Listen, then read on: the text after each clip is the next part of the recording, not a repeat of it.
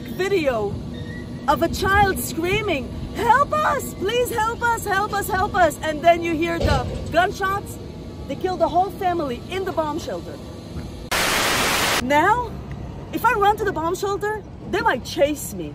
If I run to the bomb shelter, they're just gonna kill me in it.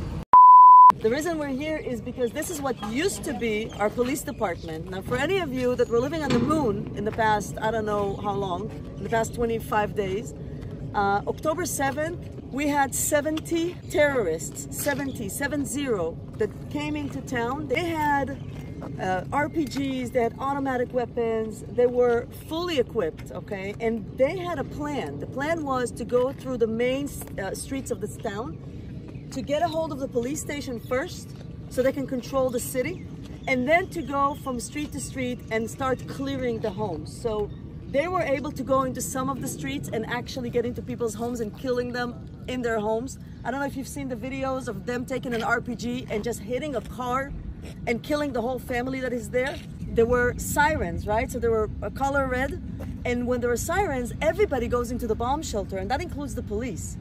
So the minute everybody went into the bomb shelters, when they came out, these guys were waiting for them and just sprayed all over and killed everybody in the station. And they took over the station, they went into the roof, and they had snipers on the roof kind of controlling everything that was going on the streets.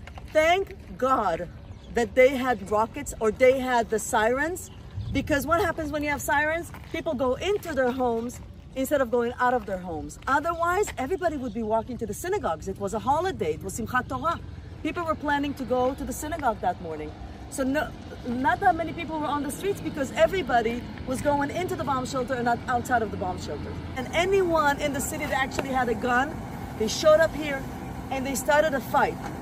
4 hours until the army showed up.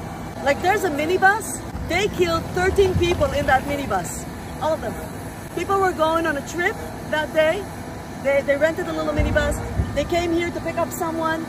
They heard the color red. They went outside of the minibus to one of those, right? The little migunit, the little bomb shelter. All dead. Okay? When that happened, all of the terrorists came over here, and there was a battle here. It was awful. It took 36 hours. Eventually, there were 25 terrorists in that building, and it was very difficult to get control of it. So they brought in equipment like D9s and tractors, and they flipped really the whole building on top of them. When that happened, they escaped. So some died, some escaped, and there started to be like a crazy chase around town. People had to be in their homes, half of them with no water, with no electricity, because they hit with the rockets so many places that people just didn't have it, and we couldn't fix it. There was no way to fix anything. You need to understand, if you just take a look at the buildings over here, so many kids and so many families, 36 hours sitting in a bomb shelter when there are terrorists outside, and they're not saying, well, maybe we'll do this to you. They're saying, we will kill you in your bed, in your room. That's what they were gonna do, and that's what they did. We have a horrific video of a child screaming, "Help us, please help us, help us, help us." And then you hear the gunshots. They killed the whole family in the bomb shelter. So anyone that understands the city of Sderot and the horrific things that we've been through in the past 20 years understands that this is an elevation. This is a crisis that we've never seen before. Everybody here knows that if there's a siren, we know what to do. We run to the bomb shelter. Now, if I run to the bomb shelter, they might chase me. If I run to the bomb shelter, they're just gonna kill me in it. There's no limit to the cruelty that we've seen here. And when it comes to mental health, can you imagine, just imagine your friends, your family, the people that you love, sitting for 36 hours and hearing people getting killed. There were bodies all over the streets here. My office, you're gonna see it in a second, is over there. There are bodies around my freaking office. How am I supposed to go back to work? Does that sound like a normal thing to you? Can you imagine any of the people that live here wanting to come back? 36,000 people live in this city. 30,000 of them are living in 100 different hotels right now across Israel. 100 hotels spread out throughout the country. Some people, the minute we were able to leave, left with nothing. They had nothing on them. They just took their kids, got in the car, and escaped. It was terrifying to drive. It's still terrifying to drive. I drive from Ashkelon to Sderot daily. It is very, very scary. We are terrorists in Ashkelon. We are terrorists all over the place. I'm driving and I'm thinking, okay, maybe somebody would shoot me today. I'm not afraid of rockets. I never was. But this is an escalation that we've never seen before, you know? So if you want to tell the story, that's the story. So many policemen died here. Totally, in the city of Sderot, we lost 45 people. 30 of them were people that live in Sderot. The rest of them were unlucky people. They just happened to be here that day.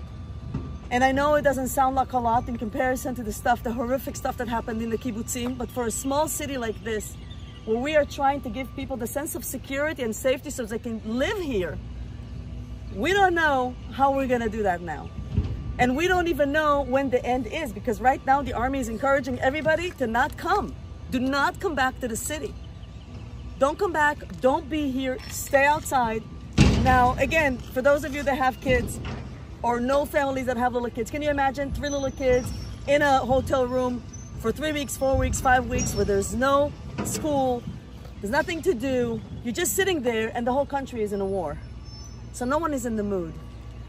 Everybody that I know lost someone. Everyone that I know. A very good friend of mine, he lost his son that day. I lost 2 childhood friends. They died, you know, because they went on a bike ride that day. They were, I don't know what they were thinking, right? 6 o'clock in the morning on Shabbat, going for a bike ride. A friend of mine, her son, her 13-year-old son, and her husband are both shot, and they're still having surgeries. It's been 3 weeks, surgeries after surgeries to save them. That's the situation here. And this is what we've been fighting with. There were so many cars here with gun bullets in them. They tried to take all of them out of here. They took out the police department. There was so many bodies here, and as you're well aware, I'm sure, it stinks, okay? They had to take this out because they're trying to give the people that are left here some sense of sanity. Because there wasn't. In the first few days, there was none. We're not used to, you know, everybody with guns and everybody with vests and all that. I mean, I just got a license for a weapon today, and I'm about to go buy one. I'm 50 years old. Do you really think I want one? I managed to live in Israel all these years without having a gun, but the situation has changed. So that's the message that I have for anyone. It says Hamas can no longer control Gaza. We cannot live side by side with Hamas anymore. We've tried everything. We tried negotiations. We tried to give them food and gas and money and bags of money from Qatar. We've tried it all. We cannot negotiate with Hamas. Hamas has to go. If Hamas goes, then we're gonna start thinking about how are we gonna recover. And that means a lot of mental health support here. Hopefully businesses that will flourish. Hopefully make sure that you can give the people some sense of security, because that is gone, people. That is gone. I have a 17-year-old living in Israel. If you know Israel, that's the best time of your life. Being a senior, right? It's the best time of your life. You go out, you do things, you don't need your parents, you don't tell anybody anything. You just go. You go to the beach, you go here, you go there. Today, they don't leave the house. They do not leave the house. They're terrified. So, the way we see it, first, make this thing stable. Hamas being there is not an option anymore. We've seen what they do. I've talked to enough people. I'm a therapist, I'm a psychotherapist. That's my training. I have a master's in social work. I'm a clinical social worker, and that's what I do. The horrific stories coming out of there. I don't know if you guys have seen some of the videos. You cannot live side by side with someone that can cut off the heads of little girls, that can rape little girls and then cut off their heads. We cannot do that. And film it. If anybody knows anything about sociopaths, that's a sociopath. And sociopaths are made, they're not born. Psychopaths are born, sociopaths are made. And they have been making generations of sociopaths over there. With the way they educate them, the way they celebrate every time somebody dies. Every time somebody says, I'm gonna stab a Jew, they give them money. They give them salaries, and then they praise them. And the mothers go out to the street and they give candy to everybody. You know what? Enough is enough. I'm a mother too. I don't think so. I will never teach that to my kid. I will never go for these values. I don't care who you are. I will show you mercy and I will show you empathy, but no more. Enough is enough. They have crossed a line.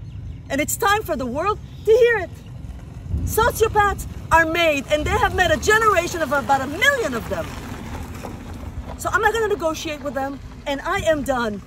When they're done celebrating this, when they're done having Hamas as their heads, we'll talk. That's my little thing. You guys asked me if I want to be me, that's me.